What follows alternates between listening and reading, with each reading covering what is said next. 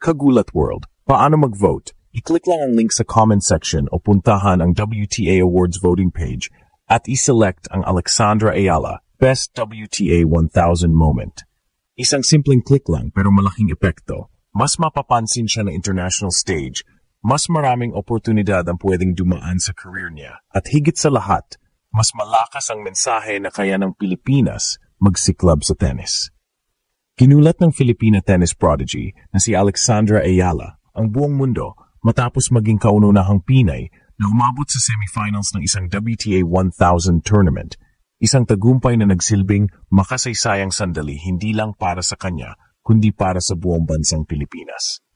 Sa edad na 20, pinatunayan ni Alex na kayang sumabay ng mga Pilipino sa pinakamalakas na manlalaro sa mundo matapos talunin ang ilang top 30 ranked players sa prestihiyosong event.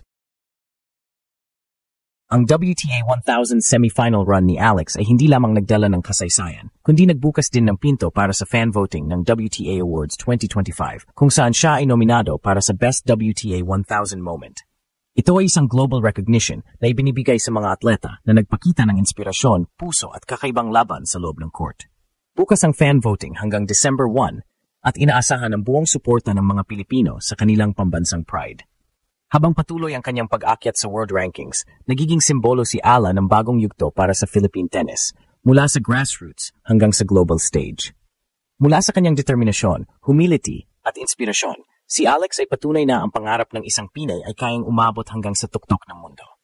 Sa bawat laban, sa bawat sigaw ng puso, at sa bawat boto, ipinapakita ng sambayanang Pilipino na si Alexandra Ayala ay hindi lang tumatakbo para sa sarili niyang karangalan, kundi para sa bandera ng buong Pilipinas. Isang makasaysayang yugto na naman ang isinulat ni Alexandra Alex Ayala matapos niyang gulatin ang buong tennis world nang umabot siya sa semifinals ng isang WTA 1000 tournament, ang unang Filipina sa kasaysayan na umabot sa ganitong antas ng kompetisyon.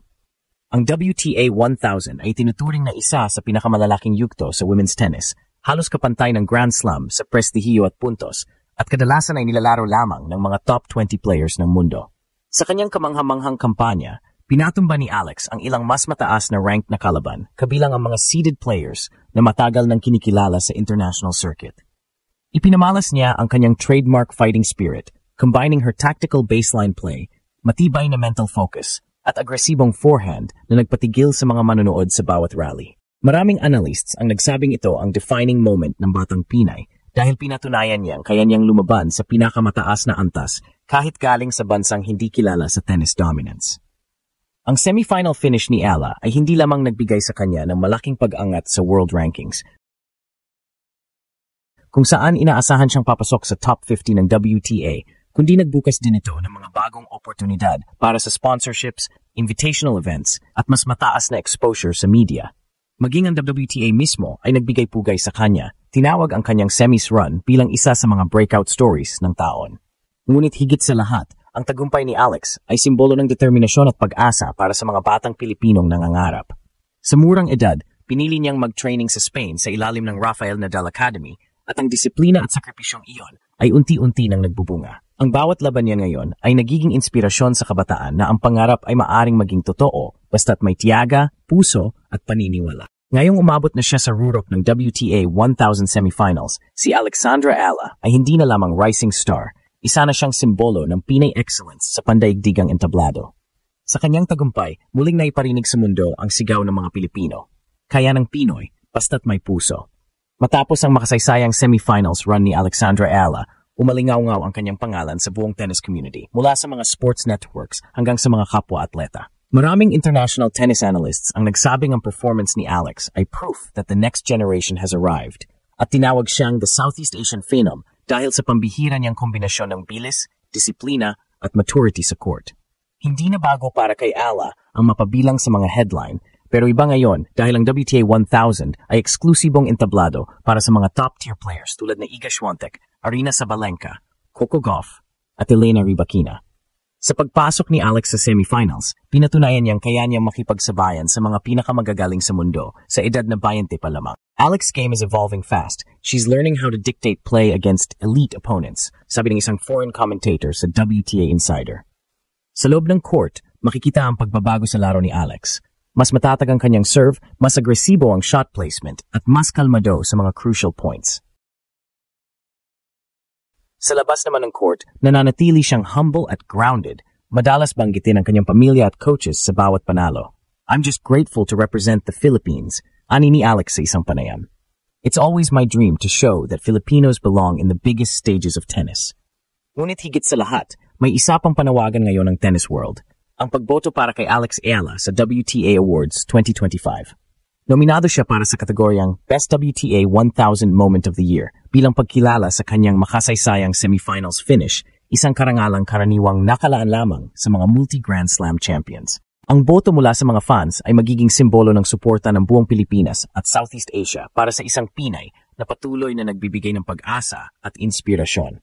Habang papalapit ang pagtatapos ng taon, malinaw na si Alex ay hindi lamang bahagi ng kasaysayan. Siya mismo ang gumagawa nito, hakbang-hakbang, laban matapos laban, at may ngiting Pinoy na ginugulat ang buong mundo.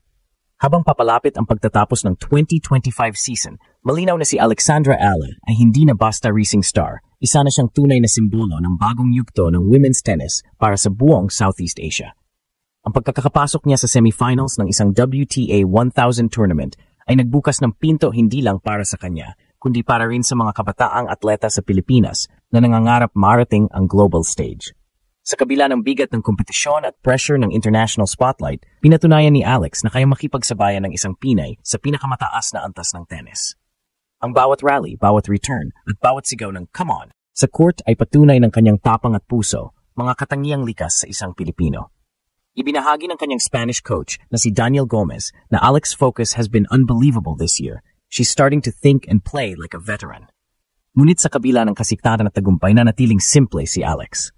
Sa social media, madalas pa rin siyang magpasalamat sa kanyang mga taga-suporta, mga kababayan at sa mga kabataang babae na patuloy niyang hinahamon na maniwala sa kanilang kakayahan. Every time I step on court, I carry the flag with me, ani Alex. It's a reminder that I'm playing for something bigger than myself.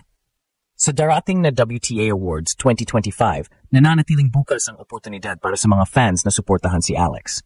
Ang kanyang nominasyon bilang Best WTA 1000 Moment of the Year ay hindi lang simpleng parangal. Ito ay pagkilala sa lakas ng loob, disiplina at determinasyong Pinoy na tumatawid ng kontinente. Kung sakaling makuha niya ang parangal, ito ay magiging unang beses na isang Filipina tennis player ang magwawagi sa kategoryang iyon, isang tunay na ginulat ang mundo moment. Pero kahit anong maging resulta, isang bagay ang sigurado. Si Alexandra Ayala ay hindi lamang gumagawa ng kasaysayan sa tennis. Siya mismo ang bumabago sa mukha ng Philippine sports at pinapatunayan niyang ang salitang galing ng Pinoy ay kayang marinig, maramdaman at palakpakan sa buong mundo.